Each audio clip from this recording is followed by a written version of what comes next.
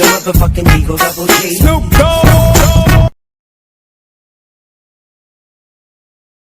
କିରେ ସାଙ୍ଗ କଣ ହେଇଛି କିରେ ମନ ଭିତରେ କଣ କିଲେ 750 ଗ୍ରାମର ମନ ଦୁଃଖ ଧରି ବୁଲୁଛୁ ମତେ ଜମା ଏଇଟା ଭଲ ଲାଗୁନି।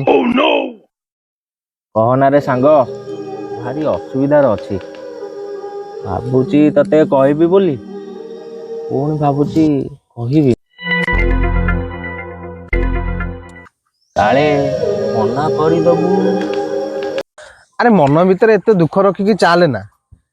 ଯାହା ମନ ଭିତରେ ଦୁଃଖ ଅଛି କହିଦେ ନହେଲେ ଦେହ ଖରାପ ହବ। କହିଦେ କହିଦେ କଣ ହେଇଛି? ଟଙ୍କା 15 ଟଙ୍କା ଖଣ୍ଡେ ଦରକାର ଥିଲା। 15 ଟଙ୍କା ସକାଳେ ଆଇଛି ମତେ ମାରିବ ବୋଲି। ଆରେ କଣ କହିବି କହିଲୁ ପଇସାଟା ଥିଲା ଏ 1.5 ସେକେଣ୍ଡ ହେଲା ଟିପ ମାରିଦେଲି ପଳେଇ ଗଲା ପରେ ଆଉ କଣ ପଇସା ଅଛି?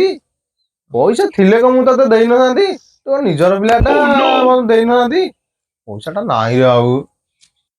କାଠୁ ଟିକେ ଆଣିକି ଦଉନୁ। ସେତକ ବି ହେଇପାରିବନି ରେ। କାହିଁ କହିଲୁ ମୋ ଗାଁ ଭିତରେ ମୋର ସିଭିଲ ସ୍କୋରଟା ପୁରା 550 ତଳକୁ ଖସି ଯାଇଛି।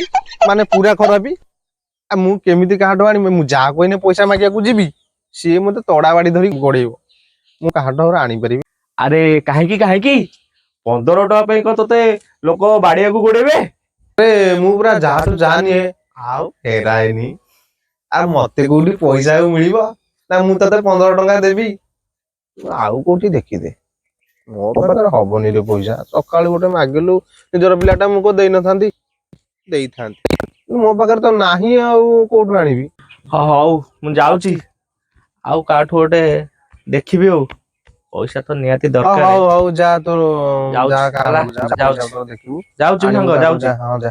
ଆଣିଛି ଦୁନିଆରେ ଏମିତି ବି ଲୋକ ଅଛନ୍ତି ସକାଳୁ ସକାଳୁ ମୁଁ ମୁହଁରେ ପାଣି ଦେଇନି ସିଏ ଆଇଥିଲା ମତେ ପଟା ମାରି ଦେଇ ପଳେଇବ।